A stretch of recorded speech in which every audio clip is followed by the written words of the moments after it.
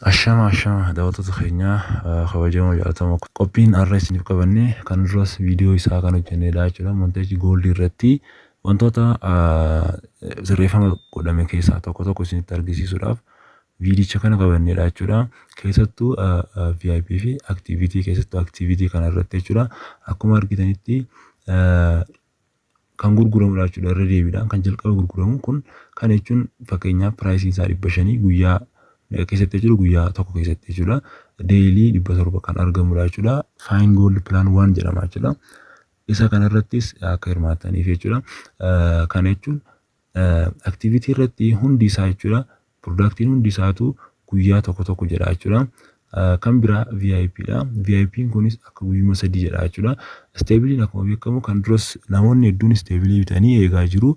Nutis akkasuma eegaa jirra jechuudha. Stabilii irratti fakkeenyaaf ani meek seeneen isin agarsiisa bakka itti ilaaltan viidiyoo kana duras isinitti argisiiseen ture.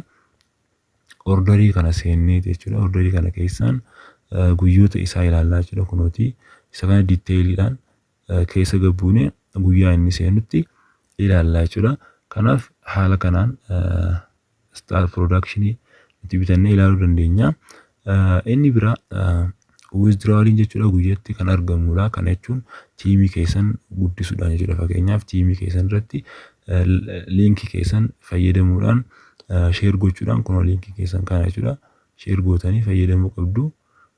Erga kana gootaniin booda namaaf sheer gochuudhaanis argachuu dandeessu jechuudha. Inni biraa immoo kan biraa kan isinitti argisiisu yoo jiraate VIP dha jechuudha. Keessattuu waa'ee VIP beekuu qabdan. Kana jechuun productionoota kanneen kana bitachuudhaaf VIP'n barbaachisaadha. VIP'n kun fakkeenyaaf namni stabilii tokko bitee kana duras isinitti himeen jira. Stabilii tokko yoo kan bite kan product waanii VIP rice VIP waanii bituu danda'a jechuudha. Yoo namni VIP waanis kan bituu danda'u ta'e activity rice activity plan waanii bituu danda'a. Kana jechuun namni tokko yoo stabilii bite VIP danda'a. Yoo VIP bite activities danda'a jechuudha.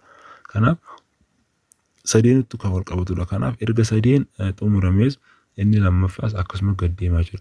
Garuu isa kanarratti seerri guutamuu qabu kan biraa jira jechuudha. Kan VIP jechuudha. Fakkeenyaaf VIP kana seera isaa gad ilaallee haa ilaallu. Fakkeenyaaf VIP 0 pilaatfoormicha irratti jechuudha. 0 dha jechuudha. Namni galmaa'u qofaaf VIP 0 ta'a. VIP 1 gochuudhaaf 380 reach goona jechuudha.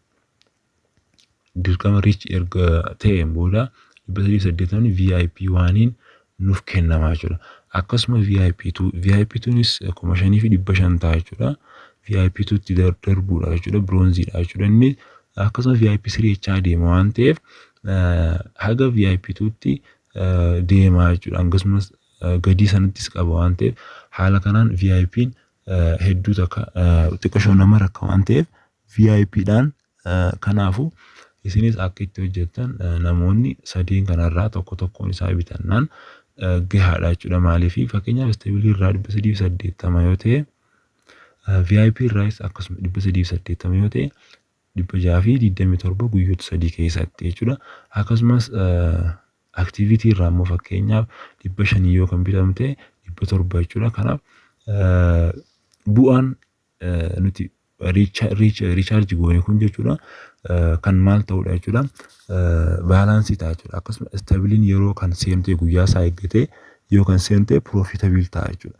Kanaaf bifa sadeen kanaan deemuu qabna. VIP sanatti akka hin fayyadamne jechuudha. VIP'n dabalaa yoo kan deemnu ta'e pilaatfoormicha irratti rakkoon mataa keenya irratti ta'a waan ta'eef riiskii kana fudhachuu qabdani. Kanaaf isa kanatti akka hin seennedha jechuudha. Kan isiniin jedhu sadeen kana irratti akka hojjettan namoonni hin hojjenne stabilii erga bittanii VIPs dabaluu qabdu. Stabilii qofaan akka hin eegne jechuudha. VIP bitattan jechuun guyyoota 3 keessatti jechuudha kan seenuudha. Akkasuma activity'nis guyyaa tokko keessatti jechuudha. Kanaaf karaawwan kanaan akka deemtan asumaan isiniif dhaamuu barbaadeetti jechuudha. Kan stabilii dammoo akkuma nuti waliin eegaa jirruudhaan ni eegnaa. Kanaafuu har'aaf viidiyoon har'a isin yaadachiisuu barbaadus kana fakkaatan. Haga viidiyoo kaanii wal arginutti namoonni chaanaala keenyaaf haarawaa taatanii nu hordofaa jirtan subscribe like share gochuudhaan miseensa keenya taha. Har'a viidiyoon nuti qabanne kanuma fakkaata. Hanga viidiyoo kaanii wal arginutti nagaan nuuf tura.